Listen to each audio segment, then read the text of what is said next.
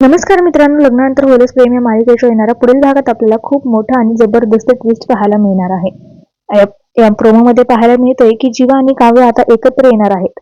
पण ते स्वतःसाठी नाही तर आपल्या प्रेमासाठी एकत्र आले आहेत. तर ते दोघेही आता एक मिशनवर निघतात. म्हणजेच काव्य आता पुन्हा देशमुखांच्या घरी येते, तर जीवा आता नंदिनीच्या घरी जातो. जीवा नंदिनीकडे जे आहे ते आता बॅग घेऊन पोहोचलेला असतो आणि नंदिनीला म्हणतो की हा पसारेवाला चकाचक बाईला इथून घेऊनच जाणार. त्यावर नंदिनी म्हणते की ते आता अशक्य आहे. तेव्हा जीवा नंदिनीला जवळ घेत म्हणतो की प्रेमात हा जीवा काही करायला तयार आहे आणि इथे राहून मी काही करेल ना. तू स्वतः माझ्यासोबत आपल्या घरी येशील.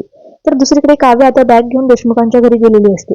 तेव्हा पार्थ म्हणतो की तुम्ही इथे काय करताय. काव्या आता स्पष्ट म्हणते की माझ्या नवऱ्याचं घर आहे, मी इथे नसेल तर कुठे असणार. आता तुम्ही माझ्यावर नाराज आहे माहिती मला, पण ही फिसकरलेली मांजर आर्किटेक्ट बोक्याला परत मिळवणारच. तर पार्थ म्हणतो की माझ्या मनात आता तुमच्याबद्दल काही भावना राहिलेल्या नाहीयेत. तर काव्या पार्थला म्हणते की देशमुख प्रेम संपत नसतं, प्रेम फक्त कमी होतं आणि माझ्यावरचं कमी झालेलं तुमचं प्रेम कसं वाढवायचं हे मला चांगलंच माहितीये. तर आता काव्या पडायचं नाटक करते, तेवढ्यात पार्थ तिला सावरतो.